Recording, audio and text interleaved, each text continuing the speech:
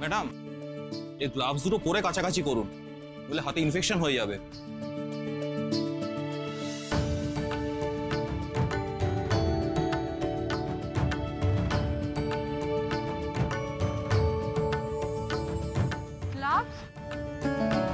এই গ্লাভসটা আপনি কোথা থেকে পেলেন? এটা তো কাপড় ডাই করার কাজে লাগে, ফ্যাশন স্টুডিওর পাশে স্টোর রুমে ছিল। আপনি কোথা থেকে পেলেন? এটা আমি কোথা থেকে পাবো? এটা তো ক্রিস স্যার আমার হাত দিয়ে ম্যাডামকে পাঠিয়েছেন, কিন্তু সেটাও তো আবার বলা বারণ। কি যে করি এখন? কি হলো? এই গ্লাভস দুটো আপনি কোথা থেকে পেলেন বলুন? না মানে একটা কাজে ফ্যাশন স্টুডিওতে গেছিলাম, ওখান থেকে ওগুলো পেয়েছি। সেটা পেয়ে আপনি আমার জন্য নিয়ে চলে এলেন, তাই তো? আপনি কি করে জানলেন আমার হাত কেটে গেছে? না মানে ওই শুনেছিলাম আর কি যে। আর আমি যে এই বাগানের কোলে কাপড় কাচতে এসেছি, এই খবরটা আপনাকে কে দিল? না মানে ওই সবাই বলছিল আর কি। ম্যাডাম, আমি হাত জোড় করছি, দয়া করে আপনি গ্লাভসগুলো পরে তারপরে কাজ করুন।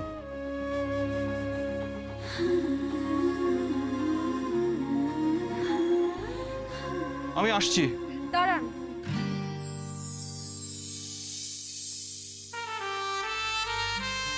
সত্যি কথা বলুন, গ্লাভস দুটো কে পাঠিয়েছে? নাহলে কিন্তু আমি পরবো না বলে দিলাম। বলুন। ম্যাডাম, আমি আপনার কাছে হাত জোড় করছি, দয়া করে আপনি নামটা জিজ্ঞেস করবেন না, আমি বলতে পারবো না। ঠিক আছে, আপনাকে নাম বলতে হবে না, আপনি শুধু হ্যাঁ কি না বলুন, আমি নাম বলছি। গুমরা মুখ পাঠিয়েছে।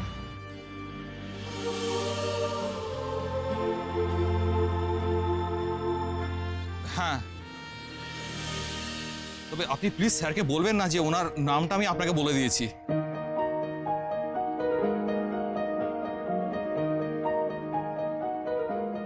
না না, আপনি নিশ্চিন্তে যান, আমি কিচ্ছু বলবো না। আর আপনি গ্লাভসটা পরে নিন প্লিজ।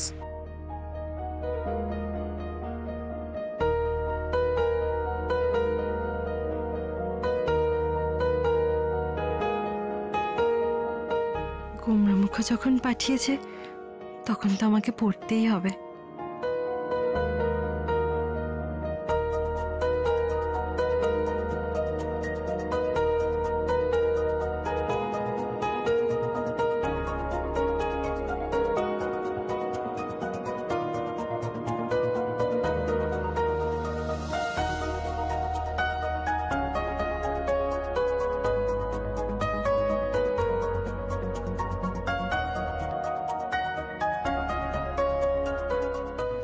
মানে আমি ঠিকই দেখেছিলাম, গুমরা মুখ আমাকে জানলা দিয়ে উকি মেরে জামা কাপড় কাচতে দেখে এই গ্লাভসটা পাঠিয়েছে। ঘরে গিয়ে আমি ওনাকে খুব বকবো। এই শরীর নিয়ে ওনাকে কে খাট থেকে উঠতে বলেছিল? রাধা কি আমায় দেখে ফেললো নাকি? ও কি বুঝতে পেরে গেছে যে গ্লাভস দুটো আমিই পাঠিয়েছি ওর জন্য?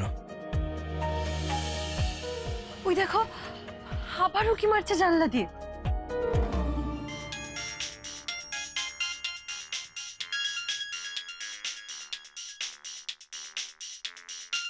তোমার বাড়ির থেকে ফোন এসেছে। ওয়েট। হ্যালো হ্যালো কৃষ বাবা, কেমন আছো বাবা? শরীরটা এখন কেমন আছে? মাথার ব্যথাটা একটু কমেছে? হ্যাঁ, খাওয়া দাওয়া করছো তো ঠিক করে? হ্যাঁ, আমি আগের থেকে অনেক বেটার আছি। খাওয়া দাওয়া সব কিছু ঠিকঠাকই চলছে, আপনি একদম চিন্তা করবেন না। যাক বাবা, নিশ্চিন্ত হলাম। একটু চিন্তা হয়তো ফাড়াটা তাহলে কেটেছে। হ্যালো, হ্যাঁ এই নিন, রাধার সাথে কথা বলুন। হ্যালো বাবা, কেমন আছিস মা? হ্যাঁ, ভালো আছিস তো? আমি খুব ভালো আছি বাবা, কিন্তু তোমার গলাটা এরকম ধরা ধরা শোনাচ্ছে কেন? কি হয়েছে তোমার? তুমি কি কাঁদছো? তুই সত্যিকারের ভালো আছিস তো রে মা? বউঠান সেদিন আমার সামনেই তোকে যেভাবে কথা শোনাচ্ছিলেন, আমার বড় চিন্তা হয়। দেখেছো তো বাবা, তুমি সবকিছু নিয়ে এত বেশি বেশি চিন্তা করো না। এবার আমার চিন্তা, গুমরা মুখর চিন্তা করতে করতে তোমারই শরীরটা খারাপ করবে। ওই চিন্তাটুকুই তো করতে পেরেছি রে মা,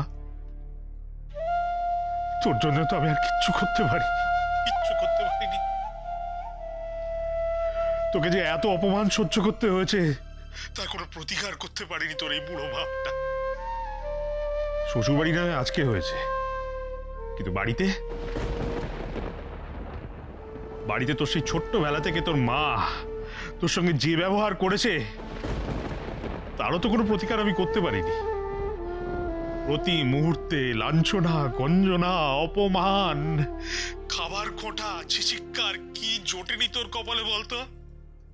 হ্যাঁ, আমি তো কিছু করতে পারিনি রে মা। অসহায়ের মতো শুধু তাকিয়ে তাকিয়ে দেখেছি, কোনো প্রতিকার করতে পারিনি আমি। তুমি এসব কেন বলছো বাবা? কি হয়েছে তোমার? বোধোদয় হয়েছে আমার এতদিনে। তোর উপর যে অন্যায়গুলো হয়েছে আমি তার প্রায়শ্চিত্ত করতে চাই মা। এনে ধর, আরেকজনের সঙ্গে কথা বল। কে বাবা? নাও, কথা বলো।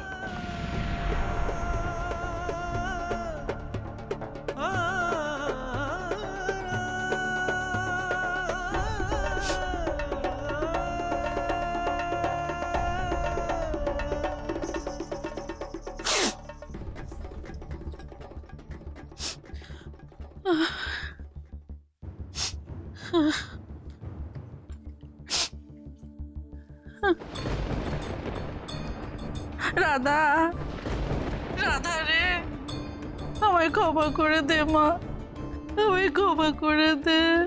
মা, মা কি হয়েছে বলো তো বাড়িতে?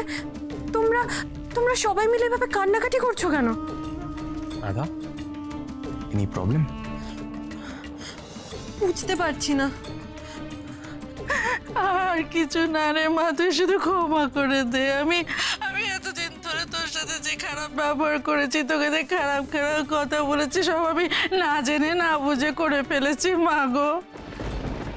তুই ভগবানের কাছে প্রার্থনা কর আমার এই জিভটা যেন কষে যায়।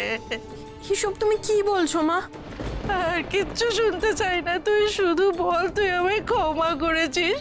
তুই আমাকে ক্ষমা না করলে আমার যে নরকেও ঠাঁই হবে না রে রাধা। তুমি তো আমার মা, তুমি আমাকে বকবে, মারবে, যা খুশি করবে। তা বলে তুমি এভাবে ক্ষমা চাইছো কেন? মা, তুমি বিশ্বাস করো, আমি কোনোদিনও এসব কথা ধর্তব্যের মধ্যেই আনিনি, কখনো এসব নিয়ে কখনো ভাবিনি। তুমি এভাবে ক্ষমা চেও না মা। তুমি এভাবে ক্ষমা চাইলে যে আমি নিজের চোখে ছোট হয়ে যাব। বল বল বল, তুই নিজের মুখে বল তুই আমায় ক্ষমা করেছিস, তুই নিজের মুখে বল। ও কথা আমি বলতে পারবো না মা। আমি শুধু তোমাকে একটা কথাই বলতে পারি, আমার জন্মদাত্রী মাকে তো আমি শুধু ছবিতেই দেখেছি, সত্যিকারের মা বলে তো আমি তোমাকেই জেনে এসেছি। তুমি না থাকলে মায়ের মমতা কাকে বলে আমি তো কোনোদিন জানতেই পারতাম না। ক্ষমা নয় মা, আমি শুধু তোমাকে একটা কথাই বলবো, আমি তোমাকে খুব ভালোবাসি মা, খুব ভালোবাসি।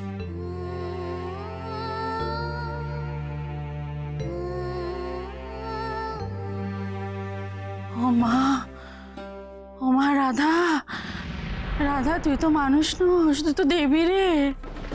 এত কাণ্ডের পরও তুই বললি তুই আমাকে ভালোবাসিস? হ্যাঁ, তোর মুখ থেকে এ কথা শুনে আমার যে 7 জন্মের পাপ একেবারে ধুয়ে মুছে গেল রে। নতুন প্রজেক্টটাতে তোমাদের কাউকে হাত দিতে হবে না দিব্য আঙ্কেল। আজ থেকে এসবি গার্মেন্টসের নতুন প্রজেক্টের সমস্ত দায়িত্ব আমি নিলাম।